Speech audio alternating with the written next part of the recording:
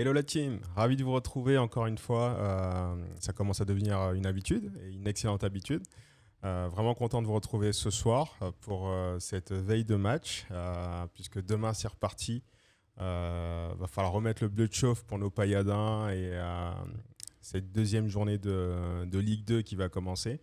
Mais avant qu'on rentre dans le vif du sujet, j'aimerais vous présenter mes excuses puisque je souhaitais vous proposer un contenu de qualité. Je fais vraiment tous les efforts pour. Comme vous le savez, j'ai lancé la chaîne il y a quelques semaines, 2, 3 semaines, voilà, 3 semaines exactement. Et puis, il faut le temps que je m'imprègne du fonctionnement et du mode opératoire de Twitch. Euh, Qu'est-ce que je veux dire par là? C'est que en revisionnant l'épisode d'hier, je me suis aperçu qu'il y avait quelques soucis techniques, notamment avec de l'écho dans la voix. Et c'est pas agréable. C'est pas agréable, d'autant plus que moi je cherche pardon, à vous proposer l'expérience visuelle et auditive la plus qualitative possible en fonction de mes capacités. Voilà. Donc, je vous présente mes excuses pour le couac d'hier et j'ai essayé d'y remédier là dans la journée pour l'épisode d'aujourd'hui. Et puis, n'hésitez pas dans les commentaires dès que vous vous apercevez qu'il y a, il y a un problème technique, n'hésitez pas à me le dire. Comme ça, je modifie dans la foulée et comme ça, on peut reprendre le cours de l'émission. Voilà.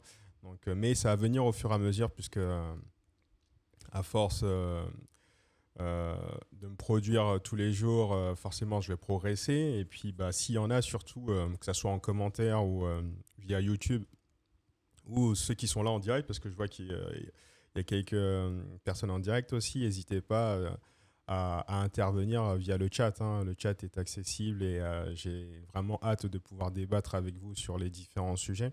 Donc encore une fois, et pour la dernière fois, navré pour ce désagrément technique hier. Et puis, je vous propose qu'on rentre tout de suite dans le vif du sujet. Here we go.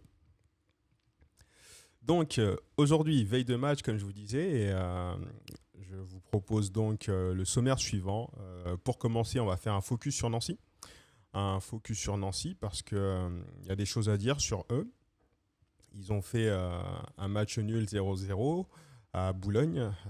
Mais voilà, il y a des choses à dire et des enseignements à tirer de ce match nul, de façon à ce que on n'arrive pas demain, entre guillemets, la fleur au fusil à Nancy et qu'on puisse aborder ce match de la meilleure des façons possibles. Voilà. Ensuite, je vais vous proposer qu'on aille sur la conférence de presse, sur les conférences de presse de Zoumana Camara que vous pouvez voir ici. J'ai bien aimé cette illustration, donc je voulais proposer. Camara avant le voyage en Lorraine. Ça va pas être vraiment simple là-bas, mais voilà, on a des arguments à faire valoir et j'ai envie qu'on aille se rattraper et j'espère qu'on va se rattraper demain soir là-bas. Ces conférences de presse, naturellement, vont nous emmener sur le troisième point, à savoir le 11 de Zoumana Camara. Comme à mon habitude maintenant, et j'apprécie vraiment vous proposer ça, ce 11, à savoir que pour le moment, j'ai un 10 sur 10, puisque la compo que j'avais proposée la semaine dernière était la bonne. Eu regard des entraînements et de l'état des lieux de l'effectif, la composition était la bonne, donc je me suis encore projeté cette fois-ci sur la composition de demain. Donc je vous proposerai ça. Et ensuite, on va parler pour le coup, suite à ce 11 que je vous proposerai, des clés du match. Quelles vont être les clés du match? Quels vont être les ajustements que va pouvoir apporter Zoumana Camara et son staff, de façon à ce que on revienne les valises pleines demain soir avec les 3 points de Marcel Picot. Et ensuite, pour terminer et conclure, j'aimerais vous proposer une revue de presse parce que on arrive un peu à la fin du mercato, il reste 15 jours et il y a des articles qui sont sortis dans le Midi Libre. Donc on ira se rafraîchir et pour être à jour parce que l'idée de ce rendez-vous quotidien que j'ai installé avec vous, c'est surtout pour vous informer et essayer de vous donner des updates, donc des mises à jour concernant notre club de cœur les plus fraîches possibles. Donc on conclura par la revue de presse et puis encore une fois, le chat est ouvert, accessible, n'hésitez pas, ça sera avec grand plaisir. Donc c'est parti, on commence. Focus sur Nancy. Pour faire ce focus, je vais vous emmener tout de suite sur SofaScore. Allons-y. Voilà. Tac, tac, tac. Alors je vous emmène là-dessus parce que c'est un match nul qui s'est passé entre Nancy et Boulogne. Attendez, avant qu'on fasse ça, on va faire peut-être un petit rappel au niveau du classement suite à cette première journée. Donc on va à Nancy. Nancy est actuellement... Non, il n'est pas à jour le classement là. Il ne me semble pas à jour. Il ne me semble pas à jour. Ok, donc Nancy est actuellement 10e et on se déplace chez le 10e et nous on est 8e. Donc ils sortent d'un match nul tout comme nous. Sauf que eux n'ont pas ouvert, ils ont pas réussi à ouvrir le score, pardon. Ils n'ont pas réussi à ouvrir le score. Et du coup, ça va être intéressant de voir un peu comment s'est déroulé ce match pour Nancy. C'est parti. Donc, alors encore une fois, je vous invite à ne pas vous fier aux notes qui sont inscrites, mais je vous enverrai à l'issue sur YouTube. Je ne vais pas aller sur YouTube aujourd'hui, tout simplement parce que je n'ai pas les droits d'image et que si je publie ça, je ne pourrai pas rediffuser l'épisode sur YouTube et du coup, ceux qui regardent en différé ne pourront pas apprécier l'émission comme vous. Voilà. Donc, je vous invite, vous focalisez pas sur les notes. En revanche, allez voir les extraits de votre côté pour vous faire une idée un peu de l'équipe de l'AS Nancy-Lorraine. Alors, dans cette équipe, il y avait des joueurs qui étaient là l'année dernière, voilà, notamment l'attaquant Bokangu, qui est un attaquant assez costaud, voilà. Vdaouch aussi, qui était là l'année dernière et qui a fait un bon match dans l'ensemble, je trouve, puisque j'ai pas vu le match, mais je me suis basé uniquement sur les highlights disponibles sur YouTube. Et au regard de ces highlights, en fait, il y a deux joueurs qui sortent du lot à l'AS Nancy-Lorraine. Vous avez Vdaouch, Zakaria Vdaouch, et vous avez Ilyes Ousni. Ilyes Ousni qui est arrivé du Paris Saint-Germain cet été. Et en fait, sur tous les highlights qu'il y a, le résumé il dure 4 minutes. On voit énormément... et il y a beaucoup de mouvements. Alors, c'est une équipe qui est énormément en mouvement, qui joue beaucoup sur les côtés. Et les atouts principaux, en tout cas les forces de Nancy. Nancy a attaqué uniquement par Zakaria Vdaouch et Ilyes Ousni. Alors ça va être intéressant là-dedans parce que pour demain soir, si on arrive à contenir correctement Zakaria Vdaouch et Ilyes Ousni, on devrait éliminer déjà une bonne partie de la menace de l'AS Nancy-Lorraine. Donc comme vous pouvez l'observer, ce sont deux joueurs de côté, très très mobiles, très mobiles vraiment. Alors le problème c'est que Ousni pourrait nous embêter énormément parce que il dézone énormément. Il dézone, il reste pas que sur le côté. C'est quelqu'un qui est pas avare d'efforts et vraiment très généreux, assez à l'aise techniquement aussi. Donc va falloir qu'on mette bien le pied sur le ballon pour contenir les assauts nancéens parce qu'ils vont être à domicile avec la ferveur du public. Ça va pas être un match facile du tout. Et tout ça, en fait, ça va nous emmener justement dans les clés du match qu'on développera tout à l'heure. Donc, sur le potentiel offensif, comme je vous disais, deux joueurs qui sortent du lot, Zakaria Vdaouch, Ilyes Ousni. Qu'est-ce qu'on peut en déduire? Que c'est une équipe qui est pas encore prête à 100%. Elle est pas encore prête à s'exprimer sur le plan offensif. En revanche, défensivement, ça a l'air plutôt solide. Et ce qu'on peut remarquer ici au niveau de la défense centrale, c'est que il y a eu un gros changement puisque l'année dernière, le capitaine de l'AS Nancy-Lorraine, c'était Nicolas Saint-Ruf, ancien Pailladin. Et cette année, il est relégué sur le banc au détriment de Nehemia Fernandez, voilà, et de Elijah Mendy. Voilà. Donc c'est une charnière qui est beaucoup plus jeune et beaucoup plus rapide aussi et sûrement beaucoup plus solide aussi dans les duels.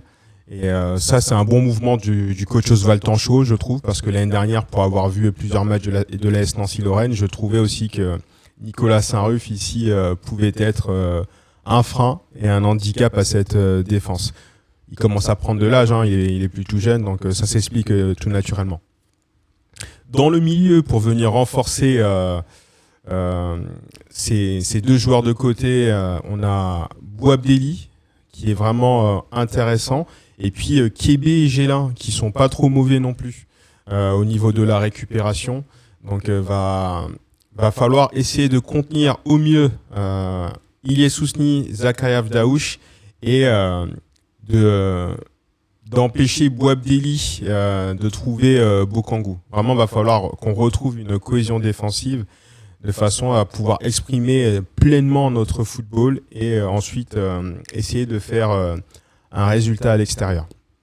Voilà, maintenant sur ce 0-0, je vous propose qu'on aille un peu dans les statistiques, histoire de comprendre un peu. Alors les statistiques, c'est ici. Ok, donc aperçu global du match, et ça c'est plutôt intéressant parce que Nancy était à l'extérieur, mais on peut voir qu'ils ont quand même dominé le match à 62%. Donc à l'inverse, pour Boulogne, c'est vraiment faible hein, quand on joue à domicile et qu'on n'est pas en capacité de s'affirmer face à son public, face à un adversaire qui est à l'extérieur. C'est pas très bon signe, c'est vraiment pas bon signe. Donc Nancy a quand même fait 12 frappes. 12 frappes, on verra tout à l'heure le détail de ces 12 frappes. 6 corners, donc ils ont vraiment une capacité à les provoquer et à obtenir des coups de pied arrêtés, notamment avec leurs deux joueurs de côté. Ça fait pas trop de fautes, ça joue assez propre. Et les passes, la domination, ça s'explique notamment par la possession. Bon, les tacles, c'est assez équilibré. 20 coups francs contre 11. Donc, comme je vous disais, hein, ils ont eu énormément d'occasions sur coups de pied arrêtés. Entre les coups francs et les corners, ça fait 26 opportunités d'ouvrir le score. Hein. L'avantage des coups de pied arrêtés, c'est qu'on peut combiner, enfin il y a différentes façons, différentes opportunités qu'on peut se créer. Et ce que j'en déduis, moi, c'est vraiment que c'est une équipe qui n'est pas prête. Et ça, pour nous, franchement, c'est un atout. C'est un atout et on doit utiliser cet atout pour essayer de les gêner au maximum. Ça n'a pas pris de carton non plus, donc ça a l'air de jouer propre, avec du rythme quand même, de ce que j'ai pu observer sur les highlights. Et là, en revanche, c'est très intéressant. Donc là, ce qu'on peut voir, c'est que le gros de l'attaque de Nancy est concentré sur le couloir droit. Qu'est-ce qu'on a à droite? On va voir ça tout de suite. Et ben à droite, on a Ilyes Ousni. Voilà. Donc Ilyes Ousni, homme très très dangereux par son activité.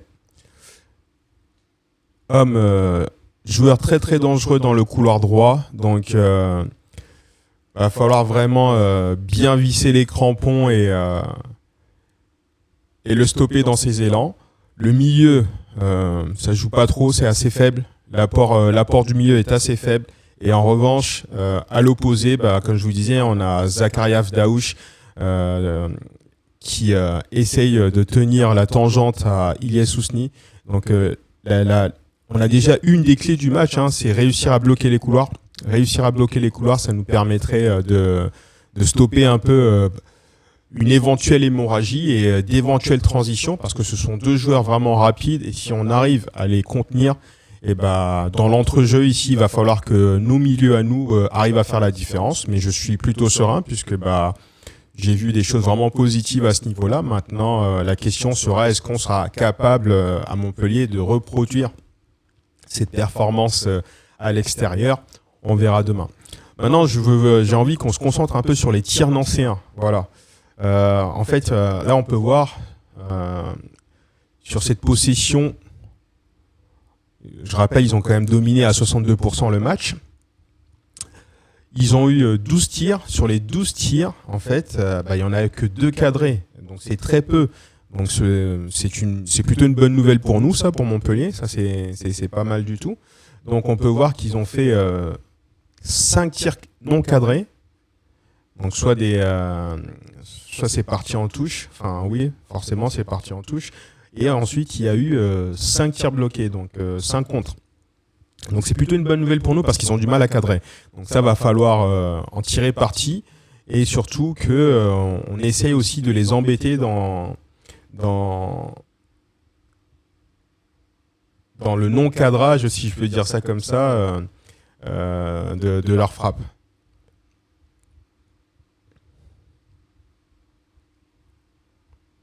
Qu'est-ce que je peux déduire encore comme...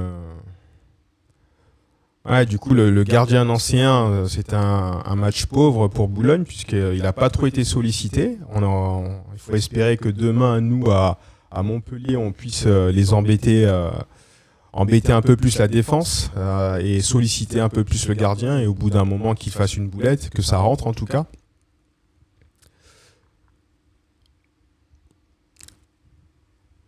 Ok. Ouais, donc je conclurai sur Nancy, équipe qui joue énormément sur les côtés, avec deux ailiers très très percutants, un milieu qui a un rendement plutôt sobre, voire faible. Elle se base énormément cette équipe sur les côtés. L'avant-centre, ils n'ont pas trop réussi à le trouver pour le mettre en situation. Il va falloir qu'on soit à la hauteur de contenir les assauts nancéens sur les couloirs. Donc là, je vous ai parlé uniquement des joueurs offensifs, mais défensivement, parce que je pense qu'ils vont quand même user de pas mal de combinaisons dans ce couloir. Bah, il faudra aussi se méfier des latéraux et de Boyer, de Julien Boyer et de Aurélien Platré qui peuvent et pourront sûrement combiner. Parce que tout comme nous, ils ont dû travailler cette semaine pour essayer de rafler leur première victoire à domicile. Et ça, le premier match à domicile, ça doit être pour eux aussi un élément, un facteur motivant. Voilà, ils ont envie de réussir à domicile après avoir pris un bon point à Boulogne. Donc, va falloir qu'on se méfie, puisque leur attaque se concentre essentiellement dans les couloirs. Donc, capacité pour nous, va falloir qu'on montre notre capacité à les contenir, à bloquer les couloirs, mais aussi à dérouler notre jeu. Du coup, ça m'emmène maintenant, on va reprendre sur le sommaire, ça nous emmène du coup à la conférence de presse. Et on va voir maintenant ce que Papus Camara, on va voir un peu l'état d'esprit et qui se profile au sein de l'équipe. Est-ce qu'il y a une envie d'aller récupérer les 2 points perdus à la Mosson et aussi voir l'état des forces en présence. Donc je vous propose tout de suite qu'on aille se faire les conférences de presse de Zoumana Camara et de Della Meda. C'est parti, on va tout de suite sur le X du club.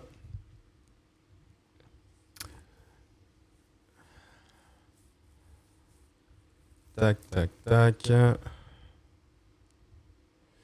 On va commencer par Zoumana Camara et puis on terminera par Della Meda. Hop. Bonjour Zoumana. Quelles sont les nouvelles de Everson et de Alors, Tardieu, s'il te plaît? Je vous le redis, si jamais il y a un problème de son, n'hésitez pas dans l'espace commentaire, vous me le dites et puis j'ajusterai en fonction en live.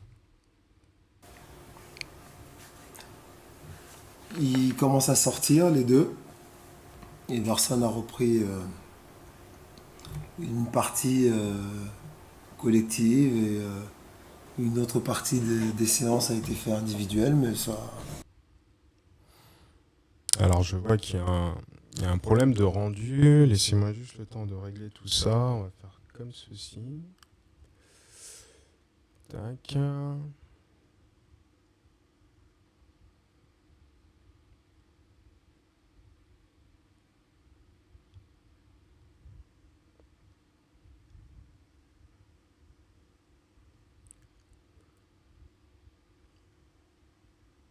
Bonjour Zoumana. Quelles sont les nouvelles de Everson et de Tardieu, s'il te plaît? Toujours un problème de rendu, c'est agaçant ça. Alors, comment est-ce qu'on peut faire? Tac. On va le faire autrement. Si je fais comme ça. Ah, tac, tac, tac.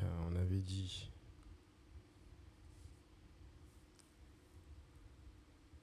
Bonjour Soumana. Quelles sont les nouvelles de Everson et de Tardieu, s'il te plaît?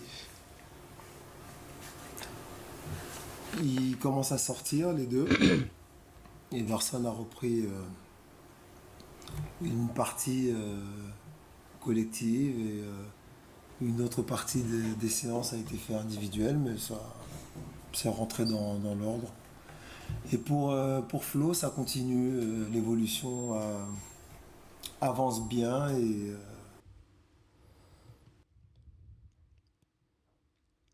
Alors, je comprends pas, il y a un léger décalage. N'hésitez pas, hein. Si jamais vous avez un problème, n'hésitez pas à me le dire, comme ça je réajusterai. Mais là, j'ai l'impression qu'il y a vraiment un décalage et ça m'agace un peu. Anyway, let's go.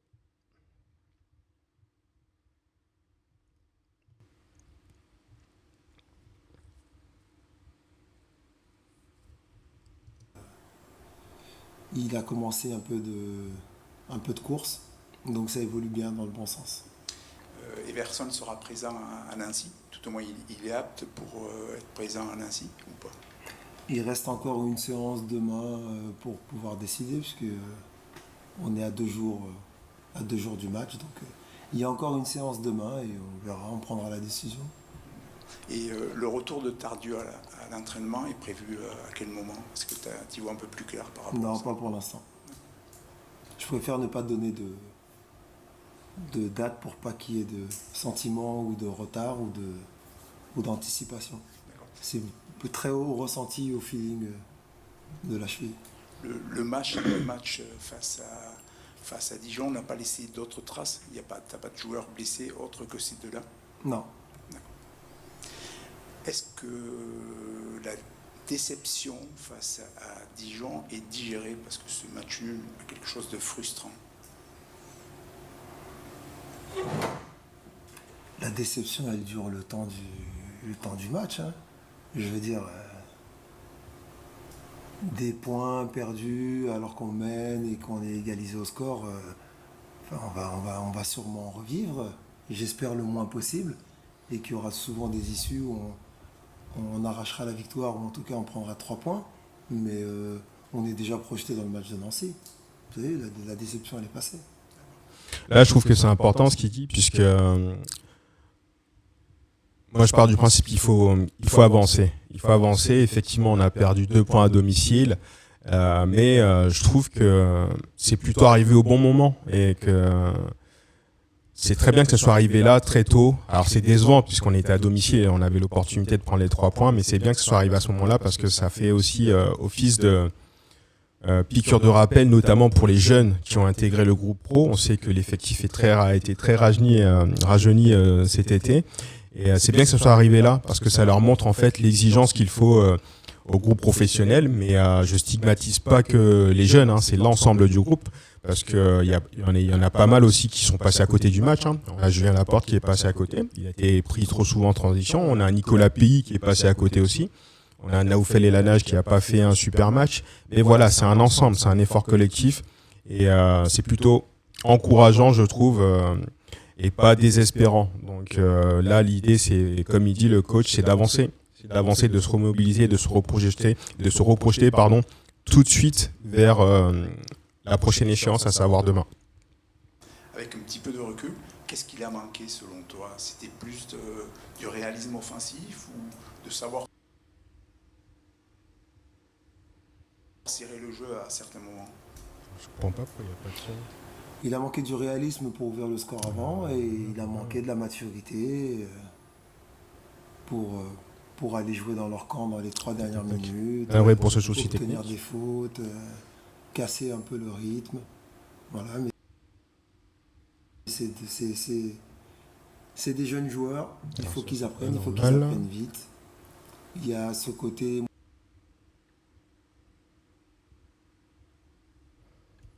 Pourquoi est-ce qu'il n'y a pas de son en entrée? Ok.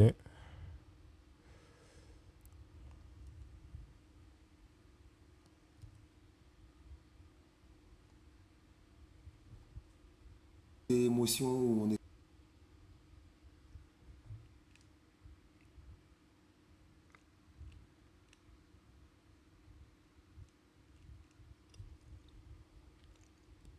explose de joie parce qu'on met un vrai. but à la fin, donc il y a le sentiment de délivrance.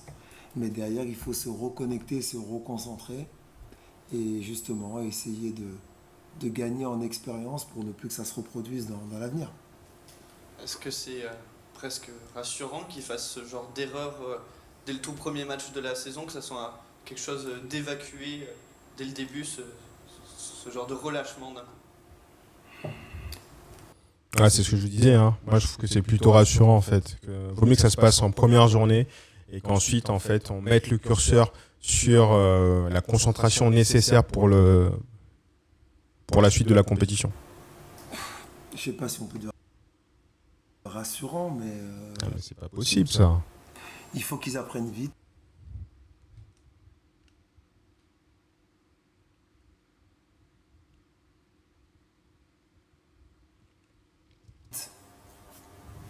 Et en espérant que ça ne se reproduise plus.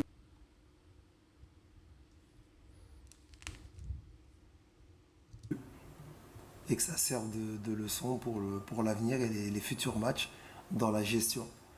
On calcule pas. C'est dur de gérer ses émotions et de tout maîtriser. Qu'il y ait une explosion de joie à l'issue d'un but, surtout par rapport au scénario, au fait qu'il arrive tard, je peux comprendre.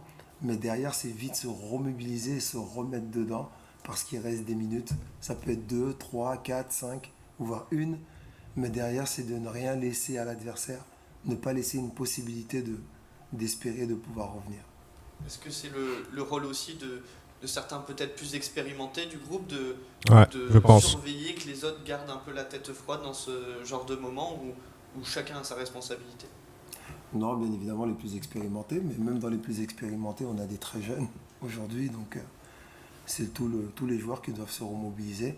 Bien évidemment que les plus expérimentés doivent insuffler et amener ça, mais derrière, même les plus jeunes, ils doivent vite prendre conscience et gagner en expérience pour justement éviter de se déconcentrer et de concéder des situations qui peuvent amener ça. Tu disais, on a vite basculé sur le match de Nancy. Et c'est la bonne solution. Dans ce match, ton équipe va devoir afficher déjà son caractère, sa force Oui. de caractère. C'est comme ça que tu t'envisages ce match? Non, parce qu'elle a déjà montré du caractère face à Dijon. C'est juste qu'il y a eu une déception par rapport à un résultat. Mais c'est de se projeter sur le prochain, c'est tout. Il n'y a pas plus de caractère à avoir. Effectivement, elle a montré du caractère en seconde mi-temps. à avoir. On vient de faire une contre-performance où on a le sentiment d'avoir laissé échapper 2 points. Et bien derrière, c'est de se remobiliser et d'être focus sur ce match, tout simplement.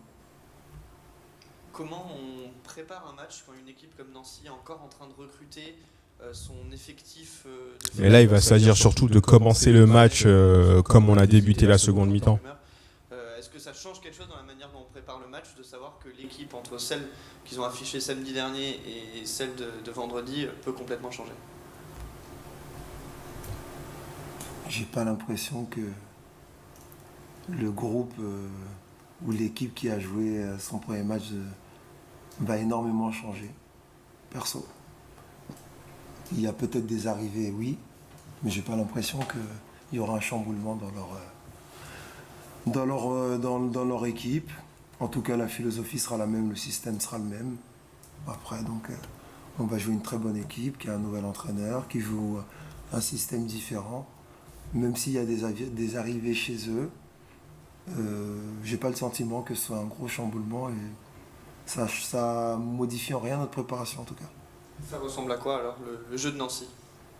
C'est un jeu 4-3-3 avec beaucoup de mouvements, une animation Sur les où côtés. Les latéraux sont aussi impliqués dans cette Latéraux animation et offensive. joueurs offensifs sur côté. Beaucoup de mouvements à l'intérieur du jeu avec le milieu qui bouge beaucoup, pas mal de plongées, des joueurs qui arrivent de derrière et qui plongent dans cette surface. Voilà, une animation qui est intéressante avec pas mal de mouvements, de la maîtrise. Voilà. Tu le disais, ton équipe est encore en recherche de repères, de sentiments peut-être collectifs. Est-ce que dans ces cas-là, il faut serrer justement sa défense, serrer son jeu pour laisser le temps à ton équipe de se parfaire sur le plan collectif? Non. Il faut trouver un juste milieu. On doit... je l'ai dit là, hein, on doit avoir une certaine continuité dans ce qu'on a fait la saison dernière. Donc, On doit avoir de la une cohérence. certaine base. Et puis après, c'est laisser le temps... Trouver un laisser équilibre. le temps à ceux qui arrivent, qui découvrent. J'ai des joueurs sur cette première journée qui jouaient leur premier match en pro, titulaires. D'autres qui jouaient pour la première fois. Alors c'est vrai qu'il va falloir qu'on soit patient. Donc il faut laisser le temps. Mais ça va vite, il faut être performant. C'est ça. Peut-être que la première, c'est peut-être la plus dure à appréhender. Maintenant, ça va aller un peu mieux. Mais Ouais, parce que il faut pas j'ai changer trouvé que spécialement. Vidal-Courtois était un peu Plus timide. défensif pour laisser le temps. Et demain, ça pourrait être vraiment son vrai départ. S'adapter. Il faut faire ce qu'on a prévu et je ne change pas mes plans et je ne serai pas plus défensif parce que je dois attendre que les autres joueurs s'adaptent. Non, il ne faut pas être défensif du tout. Là-dessus, je suis complètement d'accord avec lui. Deux matchs à l'extérieur. Est-ce qu'il y a une approche particulière justement dans ces matchs à l'extérieur par rapport à ce qu'on joue à la Mosson? Non.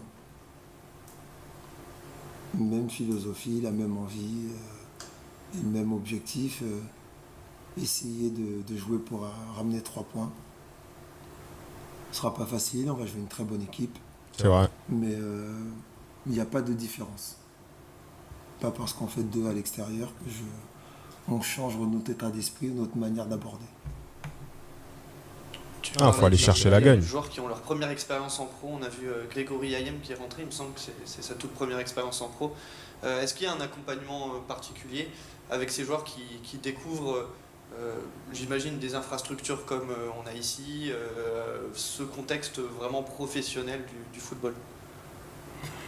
Effectivement, bon, il est passé entre les mailles du filet parce qu'il était quand même passé par Reims, mais il est retourné dans le monde amateur, il revient dans le monde professionnel. C'est tout ce qu'il y a autour, dans le mode de vie, vivre comme un joueur pro, à travers la nutrition, à travers le professionnalisme. C'est toutes ces choses-là, s'acclimater aussi à l'intensité des séances, la fréquence des entraînements. Donc c'est le temps qui fera son œuvre, mais pour l'instant il s'adapte plutôt bien. Ça donne une niaque supplémentaire, ceux qui découvrent ce niveau-là, la Ligue 2, le professionnalisme, est-ce que tu ressens une envie encore plus de leur côté de bien faire et de montrer? Forcément, il y a le sentiment d'avoir eu une chance d'être repêché, si on peut dire ça entre guillemets. Donc on sent cette envie. Ben, c'est normal, c'est légitime. Ça doit être une force pour ce profil de joueur. Donc il doit se nourrir de ça et il doit continuer à évoluer parce que s'il est avec nous, c'est qu'on a vu des qualités en lui qui faisaient qu'il méritait d'être dans ce groupe et qu'il avait le potentiel. Après, il faut un peu de temps aussi pour digérer les séances d'entraînement, l'intensité des matchs. Donc le temps fera son œuvre. Lassigné Mignan est plongé dans un tourbillon médiatique alors qu'il a seulement 16 ans. Est-ce que toi, tu as échangé avec lui par rapport à ça? Et est-ce que tu as envie de le protéger? Comment tu réagis avec ce type d'événement? Ça s'emballe pour rien. Dans tous les cas, il partira, mais pas maintenant. Oui, après, moi, j'ai pas... Dans mon mode de gestion, j'agis pas spécialement parce qu'il se passe des choses dans la presse. C'est par rapport à ce que je vois au quotidien et ma relation avec les joueurs, quand ressens le besoin. Là, c'est un garçon qui fait sa première préparation avec un groupe pro, qui vient de faire ses premières petites minutes en pro. C'est un garçon qui découvre. J'ai rien de spécial à lui dire pour l'instant. Je suis d'accord. Il Il n'y a rien à dire. Voilà, exactement. Il est dans le groupe, il est jeune, il découvre. Il doit continuer à travailler. C'est ça. On doit continuer à l'accompagner. Il ne faut pas brûler les étapes. Ne pas le brûler et qu'il ne brûle pas les étapes.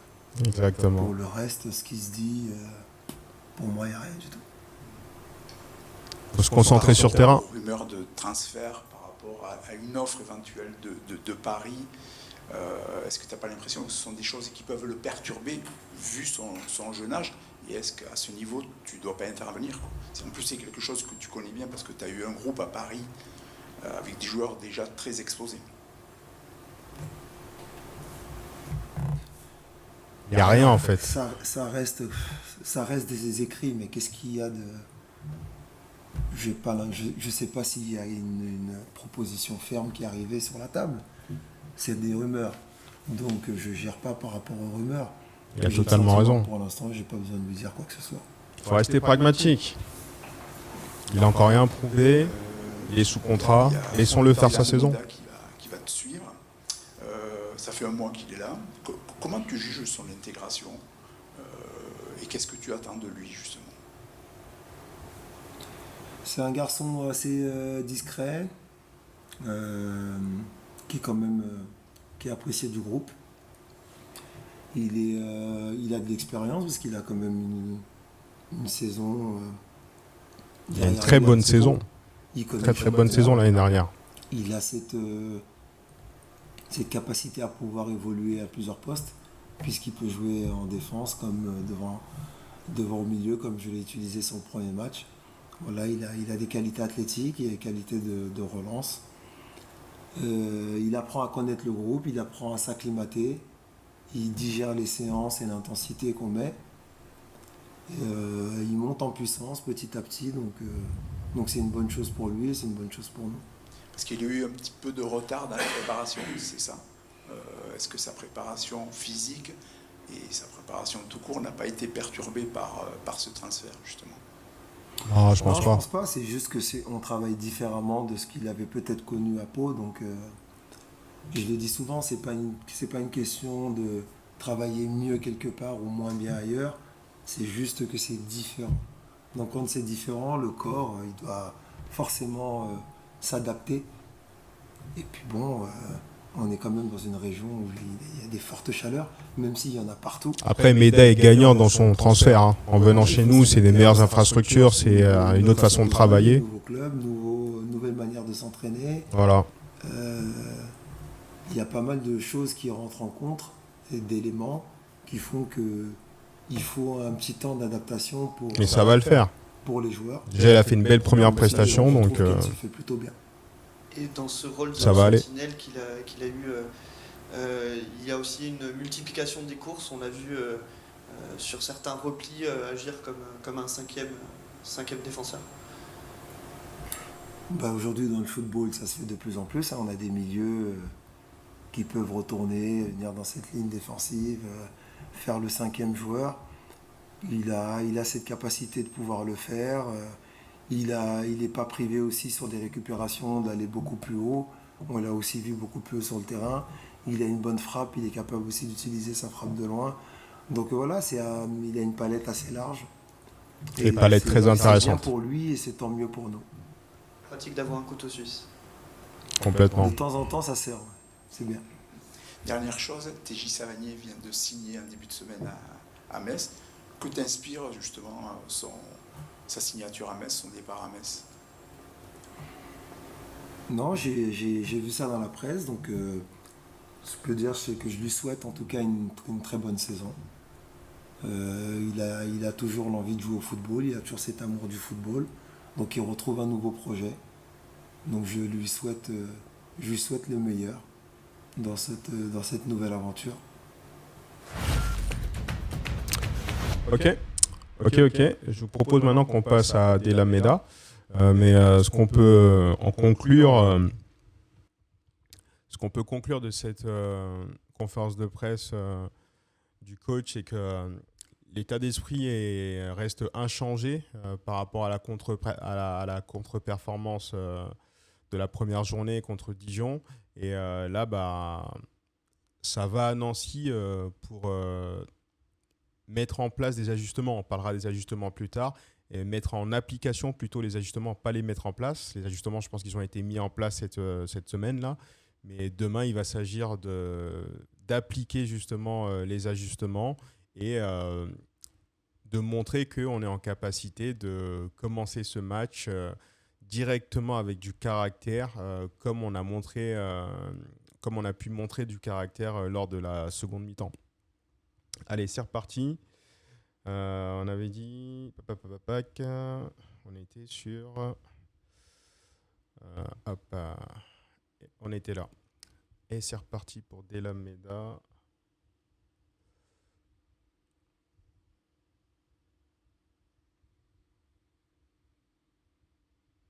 Alors, pourquoi est-ce qu'on n'a pas le son? C'est agaçant, ça.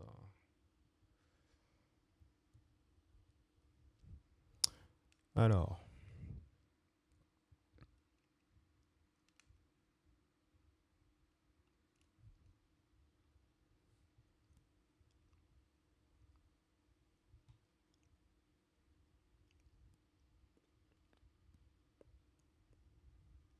Alors, tac.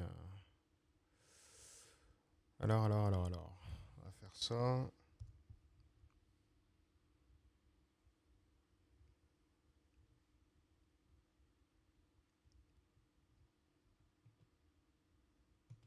Face à un promu, est-ce que cette déception est...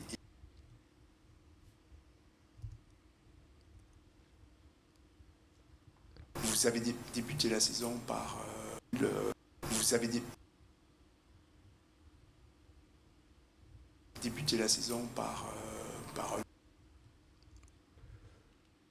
Navré les amis pour ce petit problème technique.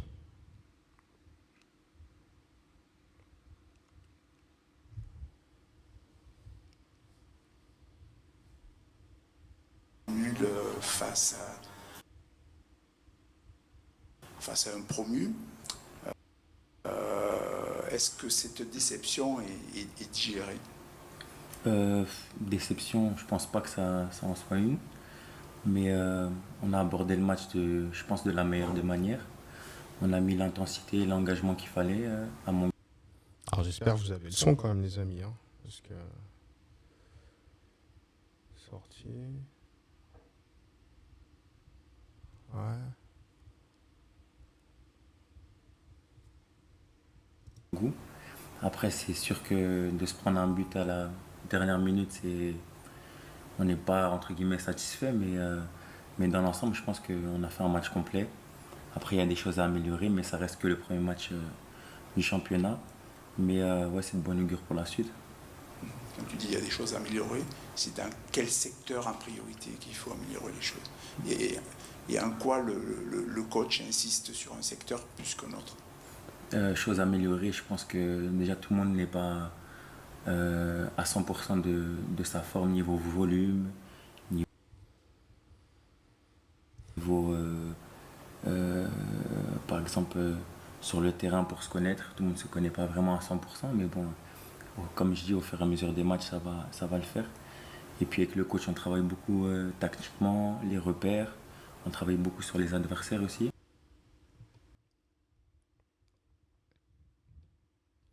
Bon les amis, je crois que j'ai un problème technique. Et je crois surtout que c'est lié en fait à mon casque qui est sans fil. Du coup, ça m'agace un peu par rapport à ce que je voudrais vous proposer. Donc, on va continuer la conférence de presse. Je vais retirer le casque. Je commenterai la conférence de presse de Delameda. Vous n'aurez pas la voix, mais je vous dirai ce qu'il en est. Quoi qu'il arrive, vous pourrez toujours retrouver cette conférence de presse sur YouTube. Mais je vais m'acheter un casque avec fil et quand je l'aurai, ça sera beaucoup mieux. Et comme ça, je pourrai vous proposer un contenu à la hauteur de ce que je souhaite vraiment vous proposer. Donc, je vais couper ça et je vais revenir en mode classique.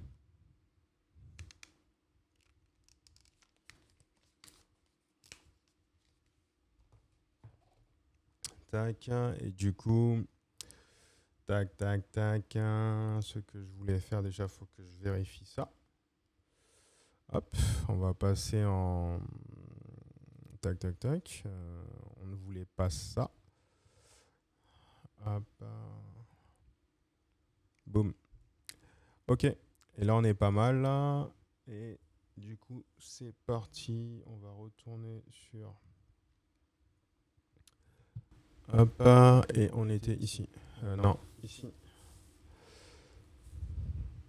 aussi.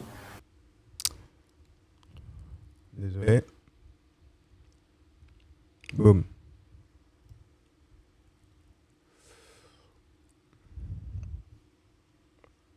Donc, il y a eu pas mal d'arrivées cette saison et je pense que c'est un modelage qu'il va falloir, je pense. Mais on a une longue saison pour ça, donc moi, comme je dis, c'est bien pour la suite. Comment vous vivez votre arrivée ici, justement, dans ce groupe, dans ce club et même dans la région, même si à vol d'oiseau, on n'est pas si loin de Pau, c'est quand même très très différent. Ouais, c'est vrai, j'ai bien été accueilli. Après, c'est comme tu dis que c'est pas différent, il y a le soleil un peu dans les deux zones. Mais ouais, un peu plus ici, on va dire. Il pleut beaucoup plus à Pau. Ouais, c'est vrai. Largement plus. Non, j'ai bien été accueilli, je me suis bien intégré aussi. J'ai bien parlé avec le coach avant de venir, il m'a expliqué ce qu'il attendait de moi. Et ouais, tout a été clair dès le début. Je me suis bien intégré, les coéquipiers sont bienveillants, il y a de la communication. On a un groupe assez jeune, mais à la fois mature aussi, donc non, c'est bien. Que représente pour toi ce transfert à Montpellier? Pour moi, il représente un autre step dans ma carrière. Ça fait step même. J'ai fait ma saison pleine avec Paul l'année dernière, c'est bien passé. Belle saison, encore une fois, je le redis. Je voulais pas taper dans trop gros. Je trouve que Montpellier, c'est un bon juste milieu dans ma progression. Et puis ouais, un club ambitieux. Ouais. Un club ambitieux. Et puis, ouais, c'était. Comment dire? Ouais, je pense nous deux, on va dans le même sens. Tu as l'impression que ta carrière a décollé à Pau, c'est ça? C'est pendant 18 mois, c'est ça? Je crois que tu as passé. En tout cas, il s'est bien révélé à Pau. Il s'est vraiment bien révélé, puisque moi, c'est là-bas que j'ai découvert l'année dernière avec tous les matchs que j'ai pu voir de la Ligue 2. Et je l'avais d'emblée classé, mis dans les belles surprises et les joueurs à suivre. Et du coup, ça s'est confirmé. Le club a décidé de miser sur lui en le faisant venir. Et franchement, c'est une très très bonne prise, puisque couteau suisse, capable de jouer en défense, capable de jouer au milieu. Et même s'il le dira tout à l'heure, il préfère jouer au milieu. Mais c'est une très bonne plus-value pour nous. Ouais, je suis venu d'abord en prêt. Après, j'ai refait une saison pleine. J'ai grappillé des matchs un peu dans mes clubs précédents, mais vraiment ma saison où je peux m'appuyer dessus, c'est celle à Pau. Ouais. Dans l'effectif, tout le monde n'a pas une expérience de Ligue 2 déjà. Est-ce que votre expérience, votre saison pleine avec Pau vous aide et aide le groupe aussi à appréhender ce championnat? Ouais, je pense que mon expérience déjà en Ligue 2, j'ai fait pas mal de clubs en Ligue 2, donc j'ai une vision sur ce championnat. Je connais un peu, même pas mal ce championnat. Et ouais, je pense que je vais aider les plus jeunes et même les plus anciens avec ma vision à aborder de la meilleure des manières ce championnat. Et dans votre rôle, on en parlait avec le coach juste avant, il parlait de votre polyvalence. Là, vous êtes en 6, en rôle de sentinelle. Est-ce que vous avez l'impression d'être au niveau physiquement pour l'instant ou parce qu'on parlait de votre préparation, vous étiez arrivé au milieu de la préparation, ou est-ce que vous avez encore des étapes à franchir niveau physique, niveau athlétique? Non, je pense qu'il me reste encore des étapes à franchir. Là, c'était mes premières 80 minutes. C'est ressenti à la fin, j'avais quelques crampes. Mais au fur et à mesure des matchs, ouais, au fur et à mesure des matchs, je pense que mon coffre il va s'élargir et puis je vais avoir plus de facilité à assumer. Tu as alterné justement soit en défense centrale, soit au milieu de terrain. Où va ta préférence et quel est ton poste de prédilection? Moi, honnêtement, j'en ai parlé aussi avec le coach avant de venir. Il m'avait évolué au Pau FC. Il savait que je pouvais évoluer en tant que sentinelle et en défense. Et moi, je lui ai clairement dit que où il allait me mettre, j'allais jouer tant que c'est pour le collectif. Mais honnêtement, j'ai une petite préférence pour le milieu de terrain. Ouais. Alors, il le dit, il préfère jouer au milieu de terrain. Néanmoins, il a cette capacité à jouer en défense centrale où il est vraiment pas mal. Maintenant, le fait que lui ait la préférence pour jouer en milieu de terrain, c'est vraiment un bel atout pour nous, puisque là, au regard du match qu'il a fait à la première journée, on peut considérer que là, actuellement, au poste de sentinelle, on a 3 joueurs. Et la hiérarchie qui se dégage, c'est Tardieu quand il est à 100% et en capacité de commencer un match. Sinon, 2, Méda en sentinelle, ce qui semblerait être le cas, parce qu'un joueur qui vient en conférence de presse est un joueur qui sera titulaire. Voilà, si vous ne me croyez pas, vous verrez au fur et à mesure de la saison, mais il est rare qu'un joueur vienne en conférence de presse et ensuite ne débute pas. Voilà. Et en 3, à mon sens, Everson est la 3e option. Voilà, parce que c'est quelqu'un qui n'est pas prêt. Il a trop de lacunes et d'absence. Et cette préparation ne l'a pas aidé en tout cas. Donc c'est une belle option d'avoir Méda en fait pour jouer au poste de sentinelle. Et à savoir que Tardieu peut aussi jouer plus haut en tant que 8. Donc on pourrait même associer les deux, c'est une option aussi, en gardant Méda en sentinelle. De te stabiliser à ce poste-là maintenant. C'est un petit peu ça. Honnêtement, j'aimerais bien faire une saison pleine à ce poste. J'avais commencé avec Pau l'année dernière à ce poste-là, mais j'ai dû compenser derrière par des manques. Mais j'aimerais beaucoup enchaîner à ce poste-là. Quelle est ta relation aux défenseurs, à ceux qui sont dans ton dos, qui étaient dans ton dos pendant 90 minutes face à Dijon? Ouais, bonne relation.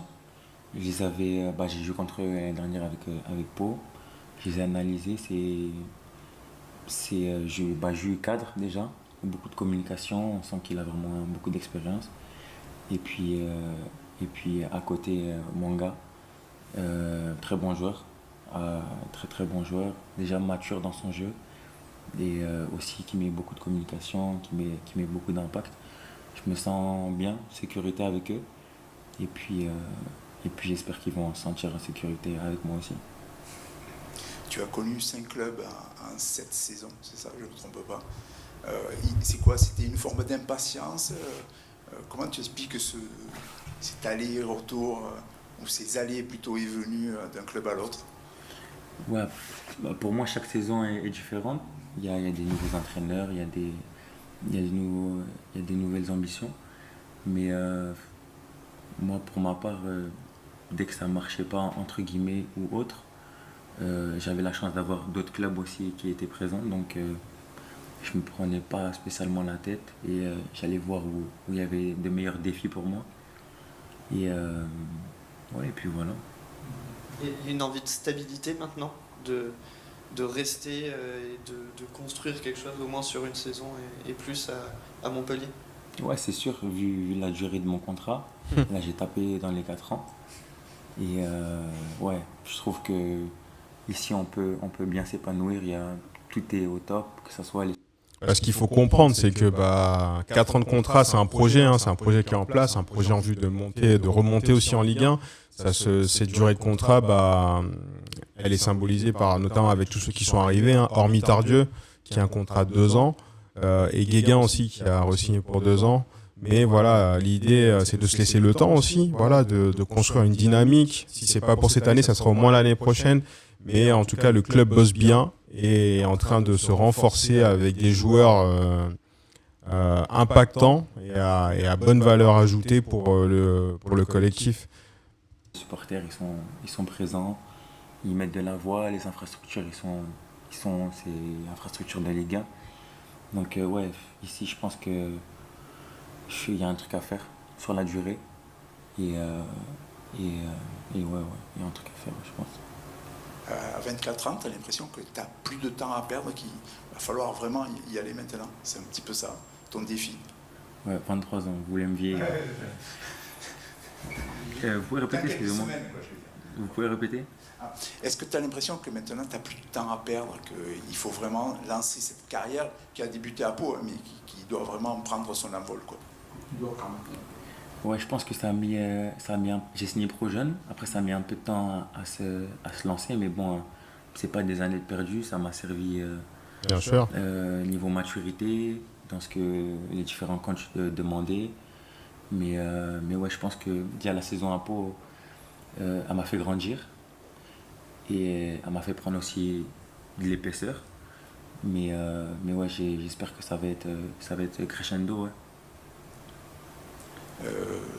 On revient au match à Nancy, à l'actualité.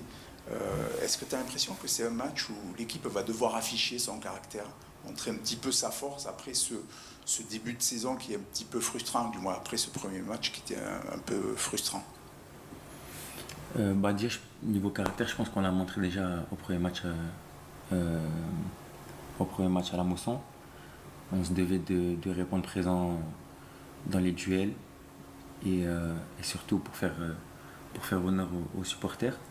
Mais ouais, on va partir dans la même mentalité à Nancy. Surtout là, c'est notre premier match à l'extérieur. On va en enchaîner un deuxième aussi à l'extérieur.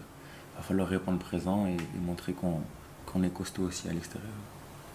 Le coach parlait après le match nul de samedi d'aller chercher ses points perdus à domicile, d'aller les chercher à Nancy. Est-ce que c'est le même genre de discours qu'il vous a tenu? On va rattraper, entre guillemets, l'erreur de maturité de samedi dernier. Ouais, c'est sûr, depuis le début de semaine et même après le match, à son discours, il nous l'a dit. Je pense qu'on méritait mieux Totalement. au match à la Mosson, mais ouais, on a tous pour objectif de reprendre les 2 points qu'on a perdus au premier match. Ouais.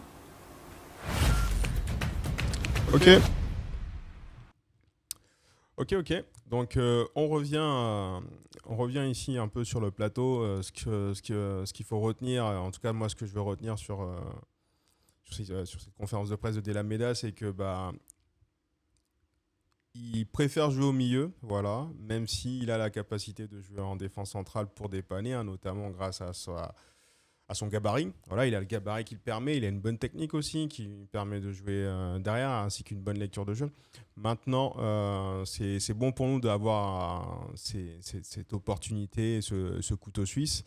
Ensuite, moi je pense que Montpellier c'est le bon endroit pour lui pour qu'il se stabilise et qu'il lance vraiment sa carrière, même si je pense qu'il a fait vraiment une très très bonne saison l'année dernière, et que vraiment ici à Montpellier il va éclore et se révéler.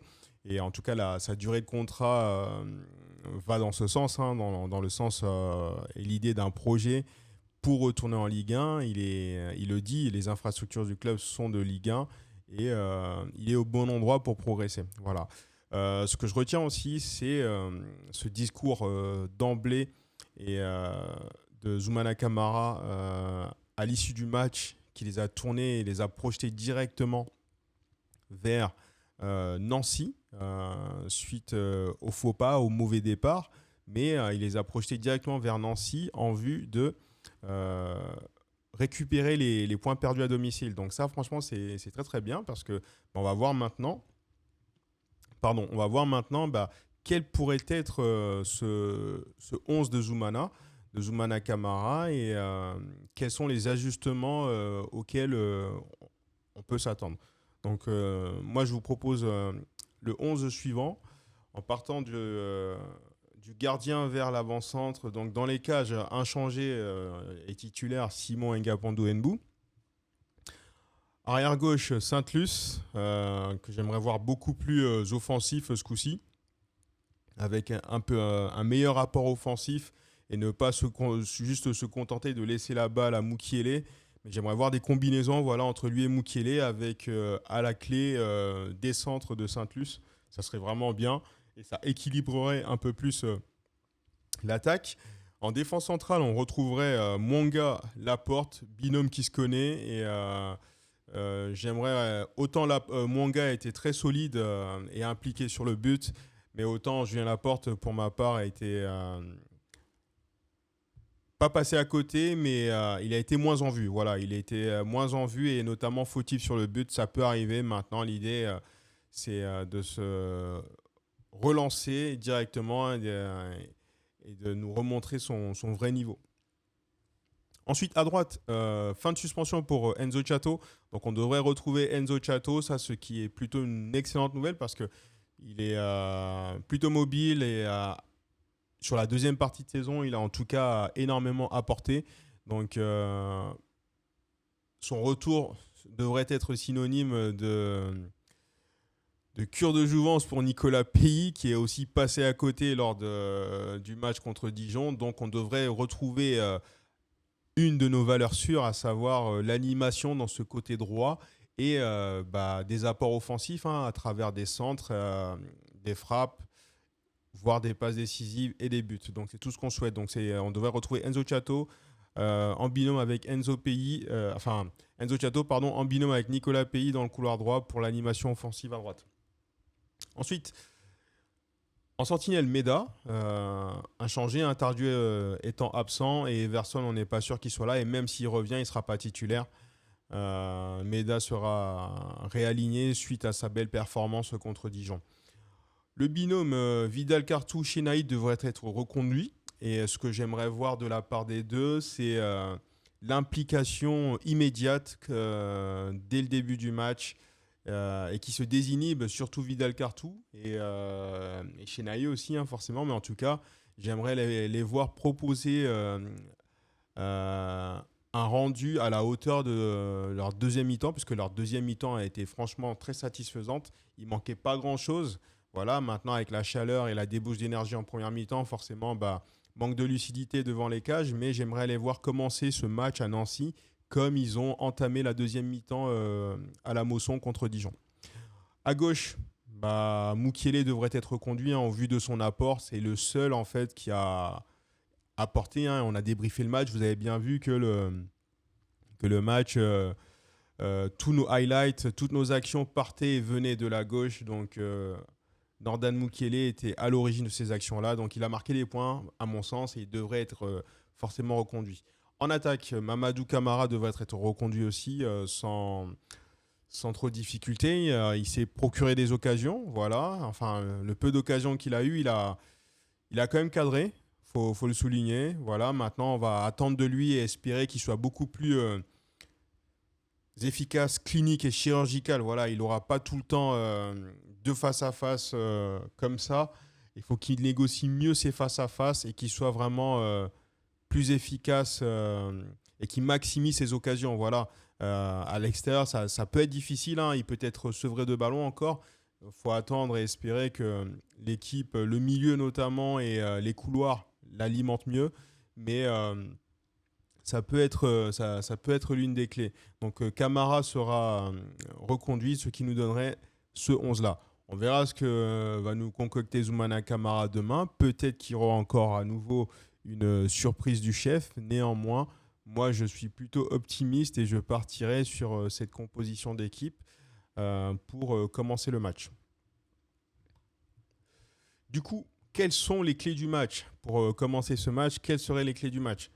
Les clés du match, pour moi, les clés du match, en fait, elles se situent d'abord sur le sérieux. Il va falloir être sérieux défensivement, voilà, limiter au mieux les attaques dans les couloirs de Daouche et puis de Ousni, voilà, contenir ce milieu.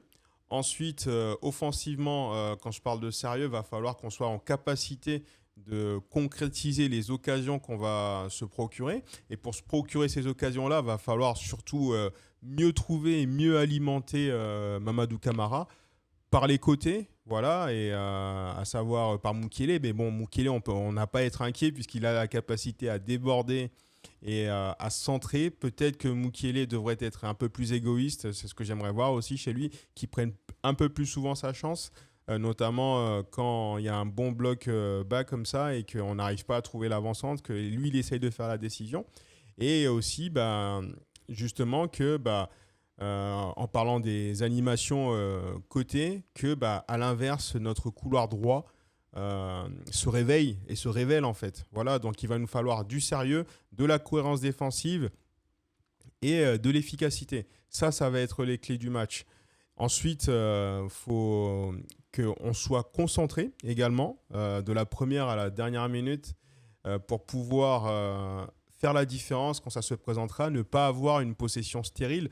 On sait faire vivre le ballon, bien continuer à faire vivre le ballon et trouver vraiment trouver et mettre Mamadou Camara en position de marquer et de frapper plus facilement qu'on a pu le faire contre Dijon. En tout cas, à Dijon, face à Dijon, on n'a pas eu l'occasion de le mettre dans les bonnes conditions et c'est vraiment ça qui est dommage, puisque sa première frappe intervient à la 41e minute, il me semble, et où il s'emmène la balle par frustration, hein, parce que quand on court dans le néant et qu'on n'est pas alimenté, c'est jamais agréable, donc il a impulsé quelque chose.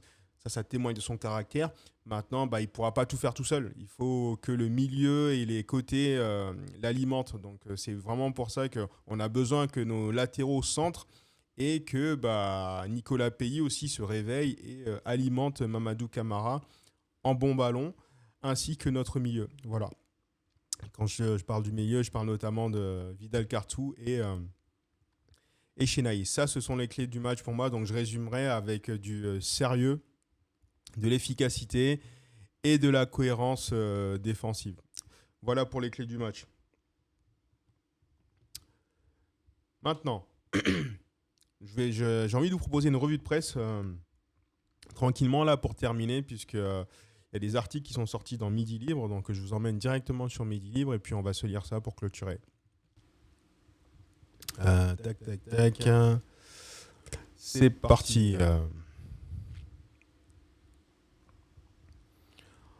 Donc là, il y a une belle interview, ça va faire pas mal de lectures, je vais vous lire tout ça, hein, comme ça vous serez vraiment à jour d'informations. Il y a cet article qui est sorti, et puis il y a... Hop, on va fermer ça. Et il y a celui-là aussi avec la fin du mercato qui s'approche. Donc on est parti. Je ne partirai pas avec le club en Ligue 2. Vente avortée, projet d'avenir, départ de Bruno Carotti, les vérités du président du MHSC, Laurent Nicolin. Alors, l'article a été publié le 13 août 2026 à 7h01 ce matin. Ok, et mis à jour à 10h24. C'est parti. Au bout d'un été particulièrement mouvementé lors duquel lui et sa famille ont décidé de garder la tête du club, son patron, Laurent Nicolin, a longuement répondu aux questions de Midi Libre. Reboosté, dit-il, et avec des échéances et des objectifs bien en tête. Lors de notre dernière rencontre fin mars, vous aviez affirmé avec mon frère, on est à une période de choix, de faire les bons choix ou les moins mauvais. Près d'un mois et demi après, vous annonciez dans un communiqué la fin des négociations autour de la vente du club. Était-ce le bon choix de continuer ? Alors le président y répond. C'est un choix. L'avenir nous dira si on a eu raison ou tort de conserver le club. Dans notre intime conviction, c'est une bonne chose. On sait qu'il y a des difficultés, on sera prêt à les affronter. Tant mieux qu'il soit resté. On a mis les choses sur la table, on a discuté, on a échangé. On fera les efforts qu'il faudra faire pour pouvoir fonctionner correctement et que le club perdure au plus haut niveau. Excellente nouvelle. Vous étiez sur le point de vendre le club à un groupement d'investisseurs, GSS. Que s'est-il passé lors des derniers jours de juin ? Rien d'extraordinaire, il y a eu une discussion avec mon frère Olivier. Il m'a appelé un samedi avant de passer à la maison. À quelques jours près, l'acte de vente devait être signé. On a échangé pendant 1 heure. Il voulait savoir si j'étais dans la disposition mentale, physique pour continuer l'aventure. Se retrouver du jour au lendemain sans rien, ce n'était pas mon but ultime. Inconsciemment, n'espériez-vous pas ce revirement ? Non, j'ai été décidé à arrêter parce que je ressentais une lassitude mentale et physique. Et ça se voyait puisqu'il avait perdu le sourire, il avait plus du tout la tête à ça, il était démotivé clairement. Un processus de vente, c'est très long. La durée fait qu'à un moment donné, tu te ressaisis, tu te reboostes. La Coupe Gambardella a certainement aussi été un élément déclencheur. Merci à la Gambarde alors. L'avenir, certes compliqué, n'est pas si sombre que ça. Et puis se retrouver du jour au lendemain sans rien, ce n'était pas mon but ultime. Il y a encore quelques années à faire avec le club. En mars 2025, vous procédez à l'ouverture du capital. Qu'est-ce qui fait que tout bascule vers cette décision ? Il n'y a pas de projet de stade, donc pas d'avenir pour le club, parce que ce futur est lié étroitement avec un nouveau projet de stade. Il y a les droits télé, la relégation, il y a plein de choses qui font qu'à un moment, on se dit que financièrement, humainement, ça va être compliqué. Et que l'on n'a pas envie de s'user la santé. Se demander toutes les nuits comment on va faire pour payer les joueurs, le secteur administratif, les jeunes de la formation. Ça peut se comprendre. J'ai vu en commentaire beaucoup de gens qui se plaignent, mais pour rappel, on n'est que des supporters et c'est pas notre argent qui est investi. Donc, faut savoir que eux, ils investissent depuis des années grâce à lui, Nicolas, et merci à eux. Donc, il y a des choses qui sont critiquables, mais quand il s'agit de finances, on ne peut pas leur enlever le fait que ils en ont mis de leur poche, quoi. Surpris pour Derzakarian et Savanier. Cette saison, Montpellier va recroiser l'un de ses entraîneurs historiques, Michel Derzakarian, de retour à Nantes, malgré le lourd passif avec son président Kita. Je suis surpris, c'est un euphémisme. Mais je l'aime trop pour dire quoi que ce soit. Il est dans son club de cœur, formateur. Je pense qu'il a fait abstraction de beaucoup de choses, dit Laurent Nicolin. Le président Héroltais retrouvera également TJ Savanier, libre après 7 ans au MHSC. Le meneur s'est engagé à Metz lundi. J'ai été surpris, mais je suis content qu'il ait un club. Et on est tous contents que TJ ait un club parce qu'il a encore du potentiel pour jouer. Il peut vivre sa passion, affirme son ex-patron. C'est un club familial avec un président très sympathique. Je lui souhaite beaucoup de bonnes choses, sauf contre nous, ça va de soi. J'en ai parlé 1 ou 2 fois au coach avant la reprise, mais il a décidé que TJ ne correspondait pas à son jeu. À mon sens, il ne faut pas forcer, parce que mine de rien, TJ fait partie de l'équipe qui a fait descendre le club. Et il fallait, dans l'idée de reconstruction, faire un reset et repartir sur une nouvelle ardoise. C'est mon avis, voilà. Ça peut ne pas convenir à certains, mais à mon sens, il fallait vraiment faire un nouveau départ et se séparer de ceux qui ont participé à cette descente. Mais l'absence de nouveaux stades, les droits télé exceptionnellement bas existent toujours. On est toujours dans la même situation, mais on se rebooste. On va mettre en place des choses et des réflexions au niveau du club. On se bat de partout pour essayer de gagner de l'argent et faire des économies. Il y a des projets internes au groupe qui seront basculés sur l'administratif au club. On a des gens qui réfléchissent, qui ont envie de booster l'économie du club, parce qu'il faut la revoir totalement. Il était temps. Il faut essayer de baisser le plus possible, la masse salariale, tout en essayant de rester compétitif pour l'équipe première. On fait plus d'économies en se séparant de Alexandre Mendy que de la standardiste du club. L'idée, c'est d'arriver à des pertes qui sont de 2, 3, 4 ou 5 millions maximum. On peut assumer ça sans problème. Il a raison. Moi, ça faisait un moment que je disais que le club travaillait mal. Et c'est très bien que cet été, ils aient décidé en fait de repartir avec une nouvelle dynamique en décidant de rester au club. On ne pouvait plus répéter les mêmes erreurs et utiliser les mêmes processus qu'avant. Il a raison, il faut faire des économies et il faut faire justement des mouvements malins. Donc pour l'instant, le club bosse bien avec un bon mercato. Il reste du temps. On va espérer que ça aille dans le même sens. On a arrêté la vente, mais on n'a pas dit qu'on n'ouvrirait pas le capital. Intéressant. Par le passé, vous avez dit que ce mode de fonctionnement n'était pas durable pour la famille Nicolin. On a arrêté la vente, mais on n'a pas dit qu'on n'ouvrirait pas le capital. On a eu des approches. On est en train de tout bien structurer pour savoir si c'est une ouverture du capital avec un projet des gens de la région, de la ville ou des investisseurs étrangers. Ok, donc il y a de l'intérêt pour rentrer au capital. Ça, c'est une bonne nouvelle. Jusque-là, les 4 ou 5 intéressés étaient tous étrangers. Cela fait réfléchir. L'histoire serait plus belle avec des acteurs locaux pour s'intégrer dans un club familial et régional. Je suis entièrement d'accord. C'est important en fait que le club garde sa patte régionale en fait. Et ça aurait plus de sens, notamment avec l'identité du club. Les discussions avec GSS n'étaient-elles pas à la hauteur de vos attentes? Il n'y a aucun débat sur GSS ou sur les deux ou trois autres candidats. Avant de signer, on s'est dit on y va ou on n'y va pas. Le timing avec la reprise de l'entraînement, on s'est dit qu'on ne pouvait pas laisser le club en difficulté. On ne pouvait pas recruter, pas vendre, on ne pouvait pas faire plein de choses. Mais on n'avait pas envie que cela complique l'avenir du club. Peut-être qu'à un mois près, sans cette discussion avec mon frère, le club aurait été vendu. Mais un tel processus, ce n'est pas comme acheter du pain ou une plaquette de beurre à Carrefour. Eux, GSS, posaient les mêmes questions, ont donné les mêmes réponses. Pour moi, c'était parti, c'était fait. On a lâché un sujet familial, mais pas l'autre. On a beaucoup parlé ces dernières semaines de la cession par l'entreprise de la branche eau et déchets. Faut-il y voir un lien direct avec le fait de conserver le club? Il n'y a pas de lien. Le seul qui peut y avoir, c'est qu'à 53 ans, je me retrouvais sans travail à la société dans la mesure où les déchets sont ma spécialité. Sans travail au club. Je ne me voyais pas rester chez moi, aller marcher le matin avec le chien. J'ai encore quelques années à donner.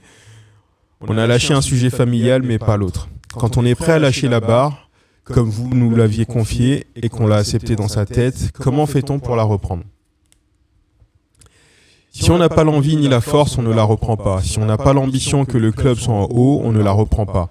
On a encore des choses à prouver, je ne partirai pas avec le club en Ligue 2, on a encore envie de montrer qu'on est capable de faire de belles choses et de remonter le club le plus haut possible. Et tout le monde y croit. Vous avez passé la DNCG fin juin, à quelle hauteur vous avez dû intervenir pour combler? On a fait un budget avec des ventes, avec une masse salariale à la baisse, tout ce qu'on est en train de faire tout simplement. Il ne manquait pas 25 millions d'euros. On est passé à la DNCG sans aucune anicroche et sans aide de personne. On n'a pas braqué une banque, on comblera avec la holding si c'est nécessaire. Olivier a toujours été là quand il fallait au club. Votre frère était présent à la conférence de presse du 7 juillet dernier pour la première fois dans la vie du club. Est-il amené à tenir un autre rôle? Il est comme moi propriétaire du club, il a toujours eu ce rôle, même s'il était en retrait. Il vient à tous les matchs, il voit les choses, on échange régulièrement sur les projets. Il a toujours été là quand il fallait au club. Outre la vente avortée, l'été a aussi été agité avec le départ de Bruno Carotti. Faut-il voir un lien? Je suis assez complice avec Bruno depuis de nombreuses années. On a travaillé pendant longtemps ensemble, on s'est même connus avant. Je le voyais tous les jours, j'avais fait mon chemin pour arrêter, lui aussi. Je pense qu'il s'était mis dans la tête que si j'arrêtais, il arrêtait. Comme d'autres personnes au club. Il avait acté son départ. Il a été surpris quand je lui ai annoncé qu'on allait rester. Après une semaine, quand il est venu me voir, ça ne m'a pas surpris. Le timing était un peu compliqué. Il aurait pu rester jusqu'en mai, mais il avait fait son deuil, d'autant qu'il a pas mal souffert aussi. Je pense qu'il avait besoin de faire autre chose. Ok, ça se comprend. Parce qu'après tout, nous on est là, on est dans l'ombre en tant que supporter, on critique énormément, mais je peux comprendre et j'entends que c'est pas évident tous les jours. Surtout quand on est braqué sous les feux des projecteurs. Donc pour nous, ça reste évident et facile quelque part, entre guillemets, de trouver des coupables. Mais à l'inverse, ça peut être aussi compliqué à vivre. On a recruté les joueurs que souhaitait le coach au poste auquel il le souhaitait. Il a toutes les armes en main pour essayer de l'amener le plus haut possible. Là, ça commence à devenir intéressant. Son travail a-t-il été reconnu à sa juste valeur selon vous? La critique est facile, c'est ce que je vous disais, c'est le football. Quand on prend Moussa, Tamari, tout le monde rigole. Quand on prend Akor Adams, personne n'imagine qu'il va être titulaire avec le Nigeria ni être transféré à Venise pour 18 millions d'euros. Prenez la balance entre achat et vente depuis 15 ans, faites les calculs, elle est plus positive que négative. Il y a eu une descente, je n'ai pas été épargné, lui non plus, c'est vrai. Je l'ai mal vécu par moments, il a mal vécu. J'ai eu la capacité de passer au-dessus, je m'en fous des critiques. L'important, c'est que ma femme et mes enfants soient en bonne santé, j'essaie d'être pondéré, je n'aime pas les extrêmes. Le matin, je m'aligne pour faire le mieux possible pour mon club. Bien sûr qu'on se trompe, que l'on ne fait pas toujours bien. Regardez la carrière d'Olivier Giroud, critiqué puis champion ici ou meilleur buteur en équipe de France. Car il s'est battu pour donner le meilleur de lui-même, comme j'essaie de le faire, comme Bruno ou le coach Zoumana Camara essaie de faire. Des fois ça marche, des fois non. C'est vrai. Seul à la tête du club, un DS, pas une priorité. Ah, donc ça voudrait dire qu'en fait, ils vont continuer dans ce système-là et du coup, ça serait les pleins pouvoirs un peu à Zoumana Camara en tant que manager. En un an, Laurent Nicolin a vu ses deux bras droits, Michel Mézy et Bruno Carotti, quitter le club. Avant, j'avais des échanges avec eux, aujourd'hui, je suis tout seul. On repart sur une feuille blanche avec dessous une histoire et un palmarès. La vie fait qu'il y a des gens à qui on s'attache et qui ne sont plus là, dit le président tout en pensant à Philippe Ebernès, DG parti en retraite, ou au regretté Jean-Louis Gasset et Roland Courbis. Au quotidien, il s'appuie désormais sur Antoine Di Fraia au recrutement et ses directeurs généraux Jean-Pierre Massine et David Vilchez, et ne voit pas d'urgence dans le recrutement d'un directeur sportif en replacement de Carotti. Beaucoup de clubs n'en ont pas, on verra si un jour on en a besoin. On a très bien structuré le centre de formation avec Fabien Lefebvre et Bernard Maraval, qui peut avoir un jour un œil sur l'équipe première. Le coach, lui, n'a pas un rôle plus élargi. Bon, là, je pense avant tout que c'est une question financière, ça s'entend, puisqu'il parlait précédemment un peu plus haut de faire des économies, voilà, en réduisant la masse salariale. Donc là, il le dit peut-être là, mais peut-être qu'en off avec Zoumana Camara, l'idée d'avoir un peu plus tard un directeur sportif sera remis sur la table. Dans le contexte actuel, Montpellier peut-y retrouver la Ligue 1. Il est plus facile de se maintenir en Ligue 1 que de remonter. On espère tous retrouver la Ligue 1 comme 12 ou 14 autres clubs. 4 gros favoris émergent, Saint-Etienne, Metz, Nantes et Reims. Et nous sommes les 5e, c'est mon avis personnellement. à condition d'être performant et de ne pas trop passer à côté. Il y aurait une équipe surprise comme l'a été Rodez. C'est vrai. Vu le recrutement, l'équipe qu'on met en place, l'ambition c'est d'être le plus haut possible. On a recruté les joueurs que souhaitait le coach au poste auquel il le souhaitait. Il a toutes les armes en main pour essayer de l'amener le plus haut possible. On se donne l'ambition de faire une belle saison, la finalité c'est de monter. L'équipe est très rajeunie, l'effectif le plus jeune de Ligue 2. Ce choix a-t-il été dicté par les finances ? Bah oui, forcément. Il y a de l'économie mais aussi de la qualité, c'est vrai. Le coach ne va pas prendre les jeunes s'ils ne sont pas bons. Un joueur en Espagne a 18 ans et est champion du monde.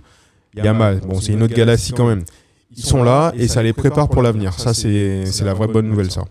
On est monté avec Saï, El Kaoutari, Yang Biwa, c'est vrai. Une autre génération avec Laurent Blanc, Baïs ou Ferraoui a débuté en seconde division. J'espère que l'on appellera ça la jeunesse triomphante de Montpellier. Moi je trouve que l'intégration des jeunes c'est la vraie bonne nouvelle. On s'est toujours appuyé sur nos jeunes et sur notre centre de formation. Donc là, il faut repartir dessus, il faut les intégrer. On a quand même 5 bons jeunes qui ont fait une bonne gambardella et qui ont été finalistes. Il y a du potentiel. Maintenant, il va falloir les intégrer petit à petit et qui montrent leur talent, bien sûr accompagné par le staff, leur talent et progression à tout le monde, mais en tout cas c'est très bien qu'ils soient dans le groupe parce qu'à défaut de ne pas avoir d'argent, il faut s'appuyer à mon sens sur ses forces vives et aussi faire preuve d'ingéniosité en étant malin sur le marché des transferts. Et pour l'instant c'est ce qui se passe, donc c'est très bien. Donc maintenant on va conclure enfin avec ce dernier article là qui est sorti. Et puis on sera pas mal.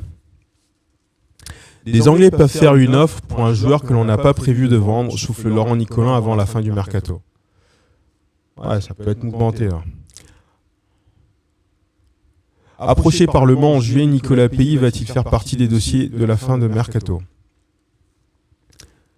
Avenir de Nicolas Pays, Khalil Fayad ou Enzo Chato, stratégie autour des jeunes de la Gambardella, renfort possible, état des lieux à 15 jours d'une clôture du mercato estival que le président Payadin pressent mouvementé.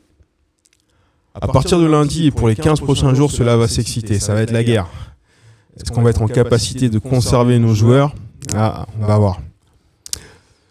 Cela va s'exciter, anticipe le président Laurent Nicolin. Jusqu'à la clôture du mercato le 1er septembre à 20h, tout peut arriver à Montpellier.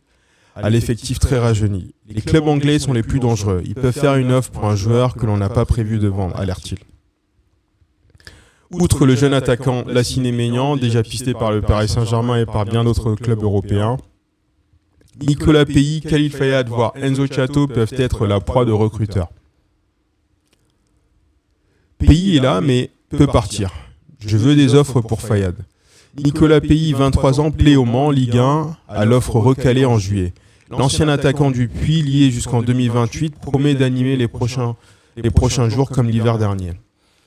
Il est là, mais il peut partir, assure Laurent Nicolin, ou prolonger en septembre. Le milieu Khalil Fayad, 22 ans, formé à Montpellier, est en bout de cycle et en fin de contrat dans un an. Il veut partir et on est d'accord pour qu'il parte. Il y a des contacts, mais cela traîne. Je veux des offres concrètes et on discutera, clarifie le patron du MHSC. À mon avis, s'il y a une offre cohérente, il ne sera pas retenu. De toute façon, le coach, il ne compte pas sur lui, Fayad. Dans une intersaison animée par 9 départs, Montpellier n'exclut pas de se renforcer et compléter son effectif pris dans la seconde vague de son renouvellement, un an après le départ des anciens cadres. On ne se prive pas de pouvoir renforcer sur un ou deux postes l'équipe en cas de départ, même sans départ. Ça c'est intéressant, ça veut dire que si on n'arrive pas à vendre Fayad et Ndiaye, le président ferait quand même les efforts pour renforcer le groupe et en l'occurrence un poste de milieu il me semble, puisque la doublure de Mincarelli serait Oscar Etundi. Une stratégie pour nos gamins. Transféré au Portugal juste avant la reprise, le latéral gauche Lucas Mincarelli, 22 ans, sera remplacé par le jeune Camerounais Oscar Etundi, c'est bien ça, qui a tapé dans l'œil de tout le monde. Intéressant. Il faudra voir ce qu'il peut donner et surtout s'il sera en capacité de proposer une belle alternative à Théo Saint-Luce avec des rentrées de jeu, à voir comment Zoumana Camara va l'intégrer progressivement. Montpellier se prépare à tout d'ici fin août et attend septembre pour envisager la suite, notamment autour de ces jeunes finalistes de la Coupe Gambardella et de Noah Vidal-Cartou, proche d'un premier contrat pro. Ah, enfin, bonne nouvelle. Il y a des joueurs qui ont 1 an de contrat et il y a des jeunes joueurs. On va mettre en place, sans s'énerver, une stratégie pour nos gamins. Les 5 intégrés au groupe pro sont dans un état d'esprit irréprochable. S'ils nous écoutent, ils peuvent faire leur place. Leur voie est toute tracée. Maignan, Vidal-Cartou, Chambon, Diallo ou encore Abderrebi respectent cette ligne de conduite.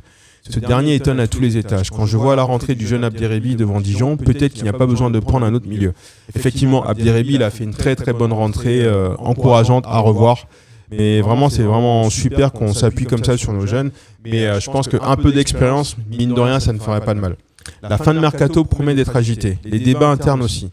Quant à Zoumana Camara en fin de contrat en juin 2027, tout comme son staff, les discussions peuvent attendre. S'ils montent, ils ont plus un an de plus. Ok. Sinon, on verra en janvier ou février, dit faire Laurent Nicolin avec une saison pour juge. Step by step. On va voir ce que ça donne, step by step. On va pas mettre la charrue avant les bœufs.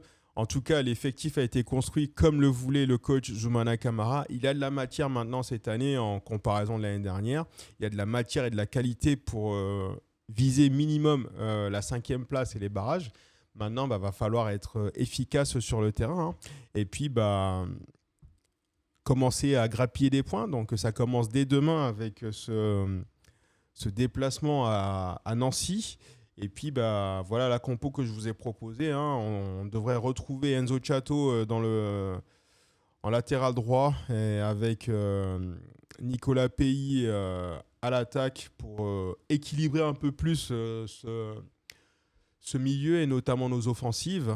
Parce que, à mon sens, si on a Mukiele et Pays qui successivement sont à la hauteur, en tout cas Mukiele l'a été la semaine dernière, mais si notre attaque alterne entre Pays bien remuant comme il peut l'être et Mukiele qui est dans la dynamique du match précédent, et on trouvera plus souvent Mamadou Camara. Il sera mieux alimenté notamment par Vidal-Cartou et Chenaï dont on peut espérer un début de match à la hauteur de leur belle seconde mi-temps contre Dijon. Et là, si tous ces ingrédients sont réunis, il n'y a pas de raison, à mon sens, qu'on n'arrive pas à rentrer demain avec les 3 points de Nancy. Voilà pour aujourd'hui. Encore navré pour les défauts techniques, je vais me procurer un casque, avec fil, et il n'y aura plus ces problèmes. Mais on se met en place petit à petit, step by step. Et puis, en tout cas, je suis content de pouvoir vous proposer ça. Bon épisode, bon visionnage, belle soirée. Et je vous donne rendez-vous demain pour l'avant-match. L'épisode sera beaucoup plus court. D'accord, on va essayer de se tenir compagnie jusqu'à l'avant-match 19h30 à beIN Sport. Et puis, on verra notamment la première composition et la composition officielle d'équipe qui sera délivrée. Ah non, mais je me trompe, puisque demain, les matchs ils commencent à 20h45. Moi, je suis déjà projeté comme à l'horaire habituel, à savoir 20h. Donc, ok. Donc, non, mais quoi qu'il arrive, on se tiendra rendez-vous. On se tiendra compagnie, je veux dire, demain à 18h30, on verra un peu ce que je vous concocterai. Mais voilà, je vous souhaite une belle soirée, bon visionnage et à demain. Ciao, ciao.